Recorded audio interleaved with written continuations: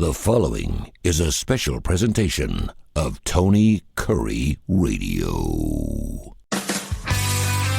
Couple of great shows we do here with the Heart of Alabama Food Bank and Michael Coleman, my good friend. We do a show called Mission Minded. We talk about all kinds of great business things. And, of course, this show comes right after it. It's called Bite by Bite.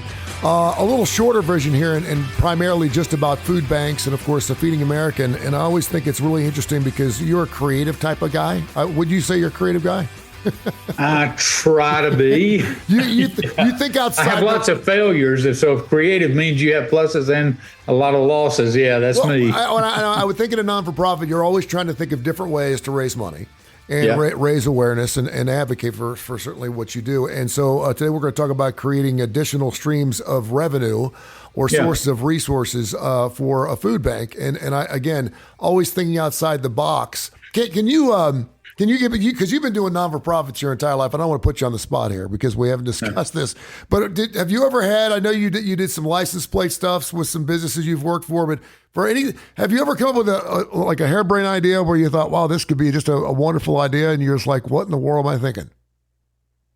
Oh, absolutely. Because I'm one of those that's like, if somebody says, "Hey, Michael, I want to get food to Mars," I'm like, "Let's go have lunch and talk about it." I'm just open to anything. Yeah.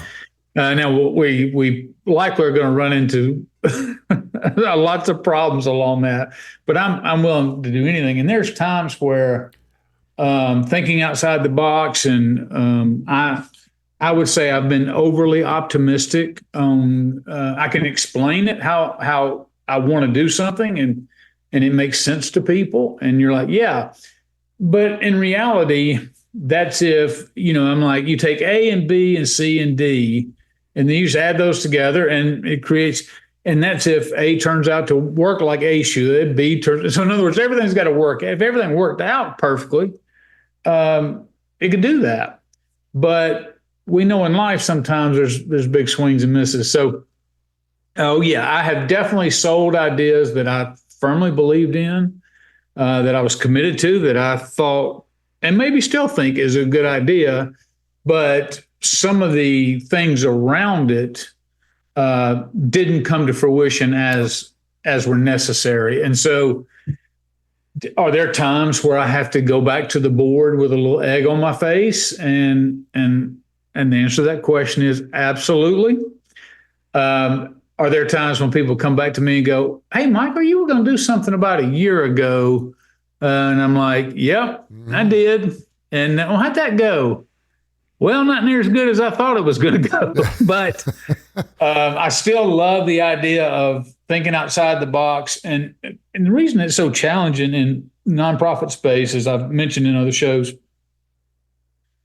lots of times we're in communities where we're fighting with other nonprofits for the same piece of the pie. And of course, we think feeding people, there's nothing more important. But crisis pregnancy, I mean, people are just as passionate about that, or job training, or whatever it is. Everybody's fighting for the good that they're doing. And I never want to diminish good, but I'm like, look, if I had more revenue, I could, these projects are on hold, but boy, it could really make an impact if I had more revenue. So I can get it from my donors, build my donor base, which I'm trying to do always. Mm-hmm. But then I thought, well, what can I do over here with what we have? What are some natural fits? I'm not talking about me as a food bank going and doing something that's like opening up a construction company. Yeah. And finally, I mean, there's no fit there. But there's lots of natural things that you could do. And what made me think about this, I mean, I'd already been working some of the ideas that I'm going to share with you in just a minute, but Food Bank News is always a great source of just kind of what's going on across the network. And there was a guy out at a new CEO for Eastern Oklahoma, and Oklahoma is split in two when it comes to food banking. They have two major food banks. One's a regional food bank that handles about 50 counties and the western part of Oklahoma, and then there's the eastern part in Tulsa. There's a new CEO coming in, and he has exactly my mindset, which is, lots of times you look at, well, what do we have? And they have, for whatever reason, they have like huge ice making capacity. And he's like, lots of times it's a challenge for restaurants that have buffets to keep ice out there, and then people who do special events and all that, ordering ice, getting enough ice, all that kind of stuff. So it's like, hey, we have this capacity. Let's bag it up and let's sell it. We have the freezer space. We'll keep it there. We'll freeze it. And he said it's pennies on the dollar to make. And he thinks for every bag of ice he sells, he can make $2 in profit. Okay. And then he also has other ideas as well. But, and that's a very simple idea, but he's taking what he already had. He's not going out and buying a big ice machine. He's already got it. So when I got here, I very much had the same mindset. You have to understand that anytime when you're looking at that, there's always going to be risk associated with that. You can't avoid it. You've got to not be so risk averse that you are afraid to have a little egg on your face if you fail. You can't be afraid to fail. And so just a couple of quick little ideas of what we're doing. One is, we open up every morning here at 6:00. We start serving agencies at 7 and we close at 3:30. And this is for our warehouse people. And then they work a half a day on, so they work 9 hours Monday through Thursday and half a day on Fridays. Well, from 3:30 in the afternoon till the next morning, we have several trucks that don't move. We have this warehouse space where forklifts don't move. None of that moves.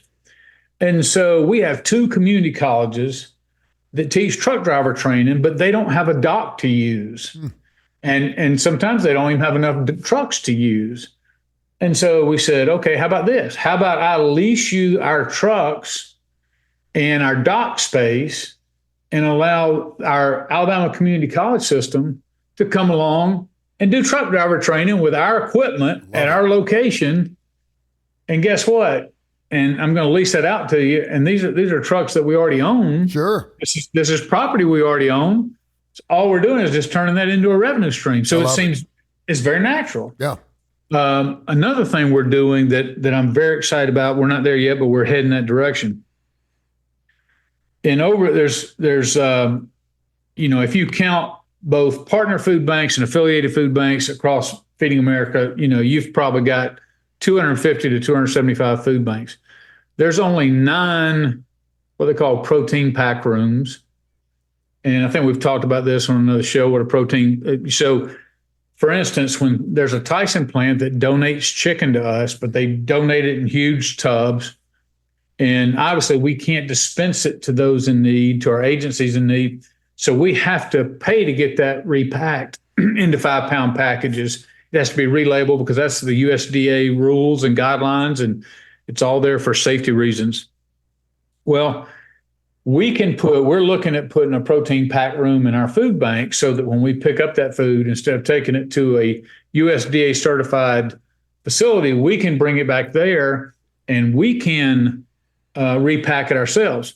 But once you have that operational setup to where you're USDA compliant, a USDA inspector is watching you, then guess what we can do?